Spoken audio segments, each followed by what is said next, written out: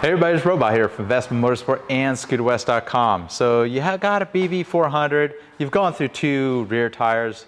Well, guess what? The front tire is probably just completely worn. It's probably lumpy. You probably get those head shakes on the scooter. It's time to replace the tire, not because it's right to the tread, but you want good handling. Sometimes the front tires, you end up replacing them before they actually have worn out tire. Well, guess what? This one's been replaced because that's the way the magic of video editing goes. I'm going to show you how to replace this front tire, or specifically how to remove the wheel. You're going to need a tire, of course, a 120/70/16. You may need brake pads. You might want to take a peek in there, see how much brake pad material you have.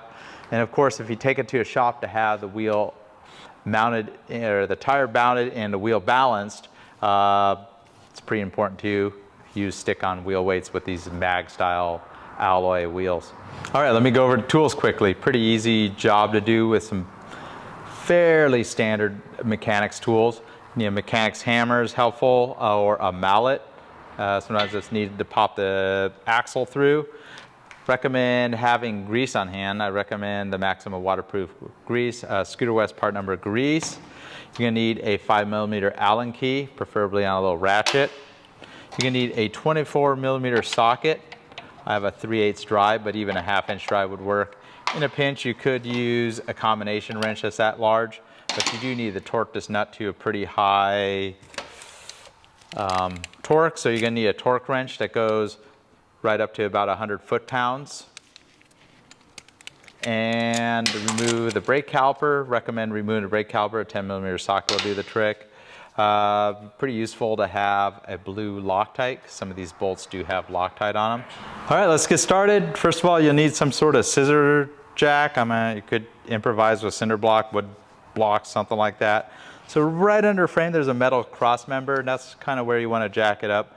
I have it on the center stand. It doesn't take much weight to take pressure off the wheel, and I like to just have it right where the tire just touches, like this, but there's some pressure off the wheel.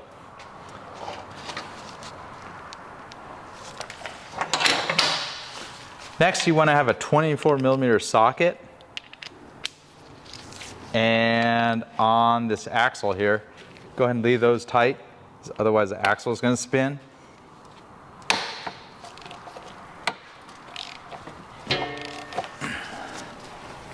Go ahead and spin the axle nut off. There's going to be friction because it does have like a lock washer kind of feature to it. So go ahead and take a 10mm socket. We have the 2 caliper bolts. They have Loctite on them, so they're going to have some friction when you're removing these pair of bolts.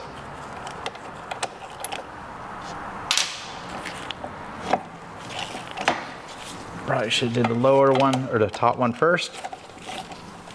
But there we go.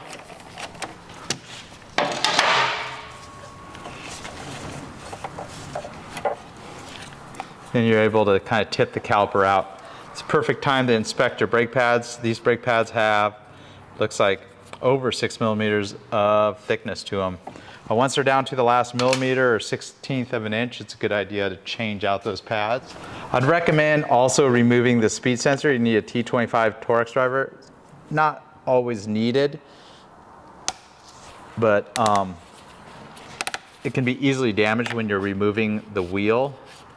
The tone ring can rub up against the plastic tip of that sensor. There's Loctite on this screw as well, so it's got quite a bit of friction. I'm probably not going to put any more Loctite on it.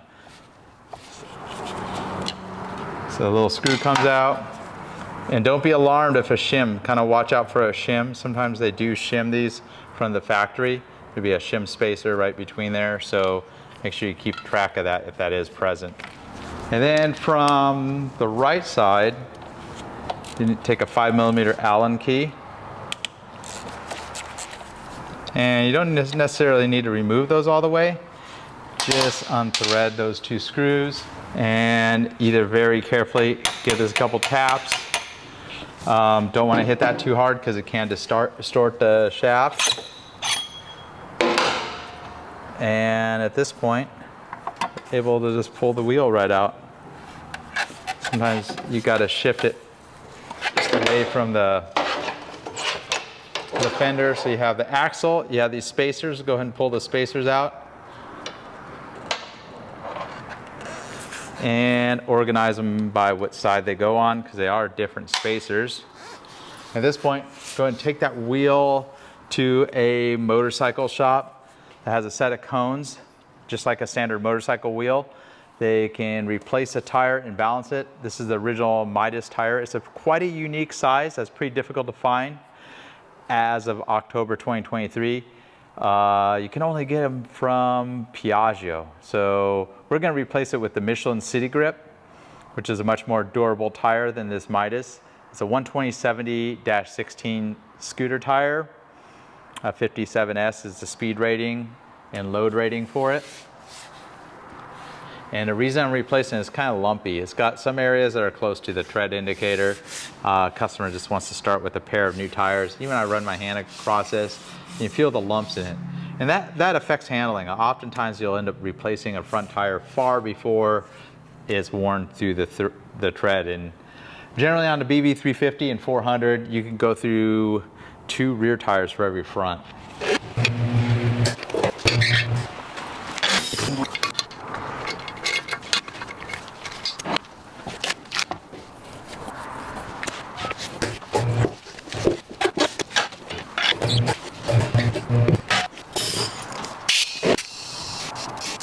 All right, voila, new tire. So we're gonna put a very small amount of grease inside this seal lip. Put the shorter spacer on the disc brake side. And then when it comes to the other side, and at this point you kind of gotta sneak the tire underneath the fender. You may need to go up a little bit on the jack just because the new tire is actually a little bit taller. And sometimes that will give you the clearance needed to get the wheel in place.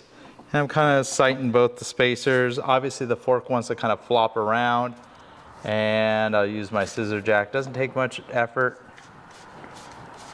And drop it down. And now we have the spacer. It looks like could put a small amount of grease on this if you like, but they're dry from the factory, so it's probably not too critical.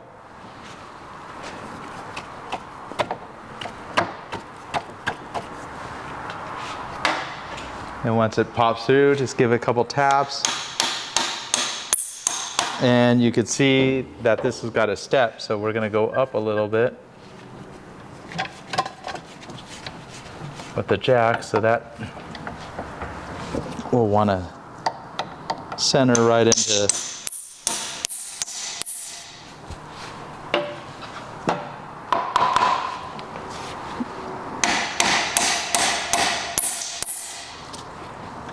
may have better luck centering the wheel again.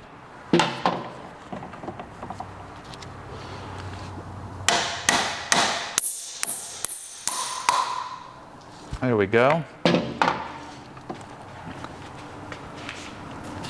And since we're not doing anything with the brakes, you may need to spread the pads apart. Go ahead and put the brake caliper back over the disc. Sometimes you gotta spread the pads just to get it kind of go over.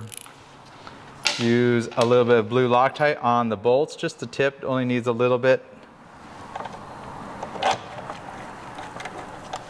And there's too much Loctite on there. It's a good time to have a tap and die set and use the die that scrape the old Loctite off, because sometimes once you apply it a couple times, it starts getting a little thick. And tighten those. And I'm not going to bother with the speed sensor right this moment. There's one thing I'm going to do. I'm going to go ahead and tighten these just enough to keep the axle from spinning. There is an Allen key on the end of the axle shaft that you can put a large, I think it's like a 10 or 12 millimeter Allen. That's one way to go about it.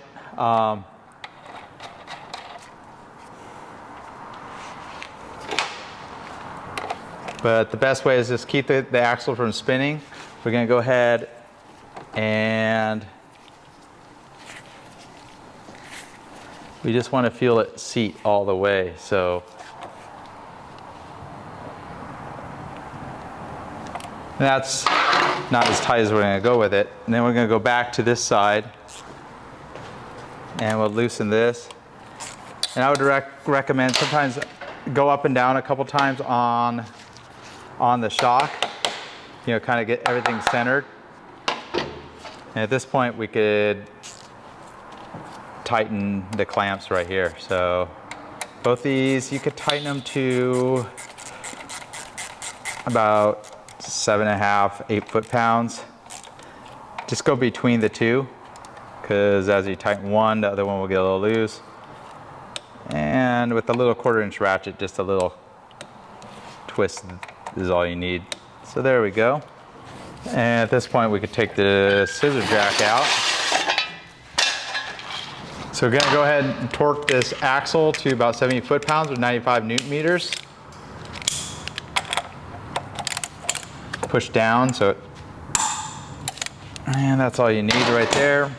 If the threads don't have that much Loctite already, like these ones do, when you reinstall this small screw that holds the wheel speed sensor, I'd recommend putting a little dot of blue Loctite. There's quite a bit of friction still here.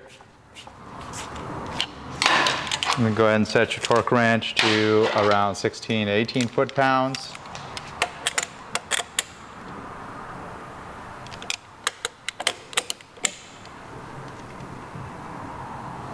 There we go. Pull your front brake lever, make sure the front brakes are working and they're not spongy, so they feel good. And before you go on your first ride with the scooter, you're gonna wanna calibrate the traction control, commonly referred to as the ASR system on these Piaggio and the Vespa scooters. The idea is you change the tire diameter ever so slightly. You wanna have it inflated to the correct pressure. And check out my YouTube short for how to do those steps. Anytime you change a tire, if your pressure's low, sometimes it will trigger the ASR traction control system prematurely, but pretty important that you recalibrate it after. So, hope you enjoyed that video. Again, a 120/70/16 is the front tire size on the BV400. Pretty similar steps on the BV350, except for it uses a 110/70/16 tire. That's actually more common and easier to find. So see you on the next one. Robot here from Vespa Motorsport and ScooterWest.com. If you're looking to purchase a tire or any of the parts needed, check out our website, ScooterWest.com.